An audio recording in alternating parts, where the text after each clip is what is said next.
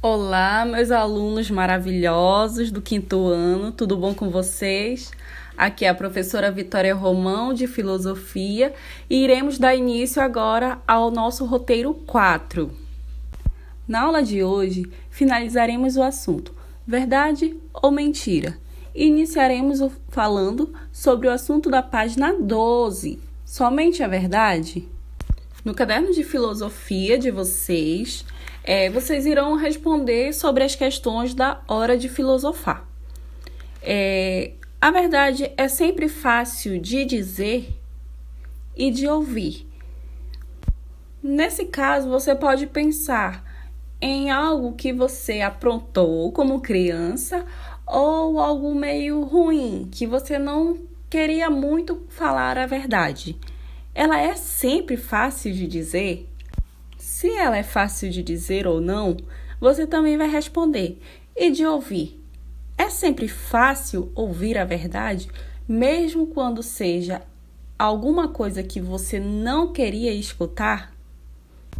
É possível uma pessoa dizer somente a verdade durante toda a sua vida? Nesse caso, podemos pensar no oposto da verdade, que é a mentira. Então, se existem mentiras muito grandes, gigantes e mirabolantes, também existem as mentiras pequeninas, né?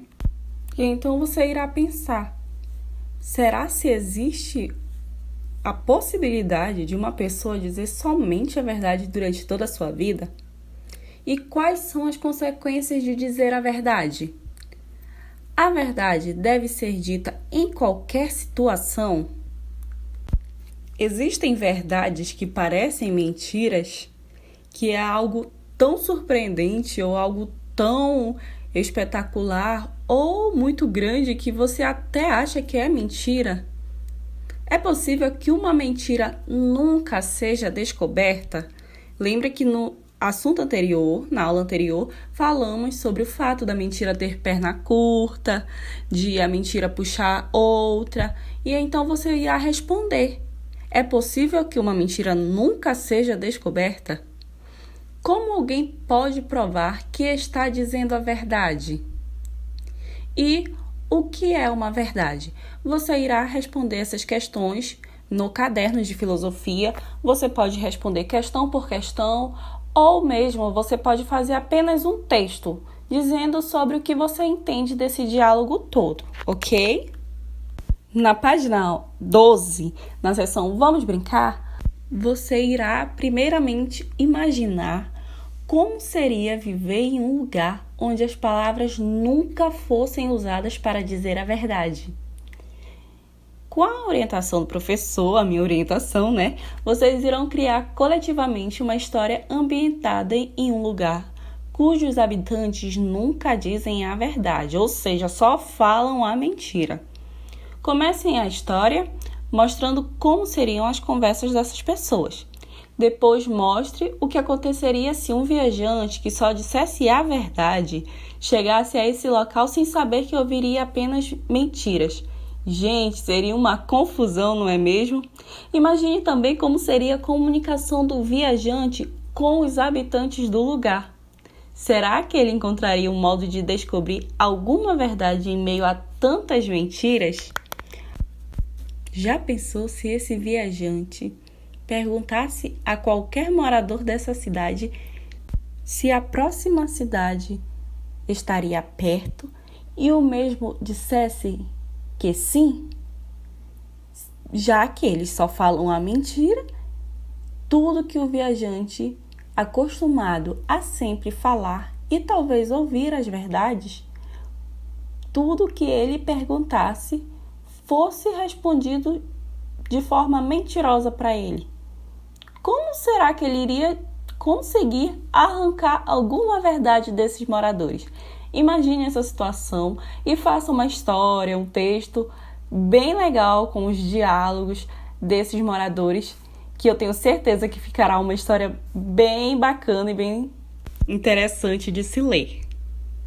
Mais abaixo iremos iniciar o assunto somente a verdade? E então diz, em uma das atividades anteriores, você E os colegas imaginaram como seria um lugar em que as pessoas nunca falam a verdade. Agora, imagine como seria viver em um lugar onde todos dizem somente a verdade o tempo todo. Eu acho que esse lugar deve ser o do viajante, né? Que apareceu sem querer numa cidade onde todo mundo dizia mentira. E então entra um questionamento. Em um lugar assim, haveria espaço para a fantasia, a ficção e a realidade virtual? Pois você sabe que a ficção, a fantasia, a realidade virtual são criações ou invenção das coisas e das histórias que são todas imaginárias, não é mesmo?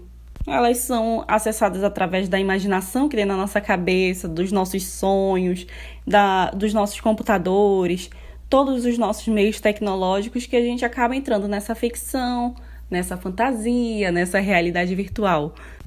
E então, existiria desenhos animados, jogos de videogame ou computador? Como seriam a literatura, o teatro, o cinema, as pinturas e as esculturas?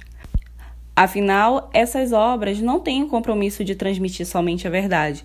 Também podem representar personagens e histórias que nunca aconteceram e normalmente são apreciados por isso. Que interessante! E então, qual cidade você iria preferir?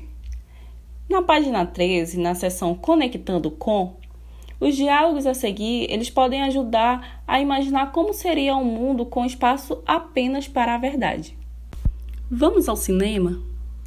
Ah, não! Lá vem você com essa mania de ver histórias de mentira com pessoas que só fingem.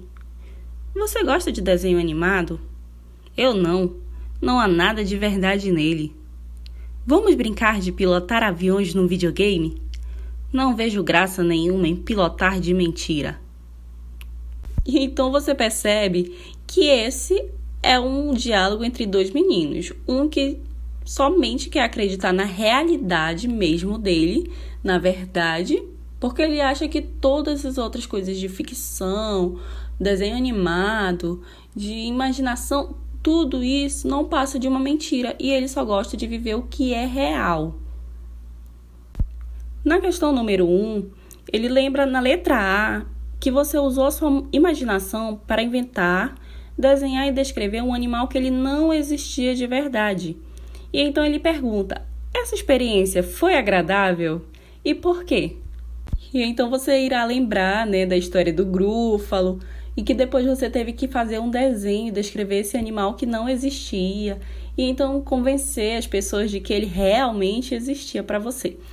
Na letra B, a seguinte questão é, você aprecia obras de arte, ficção e realidade virtual?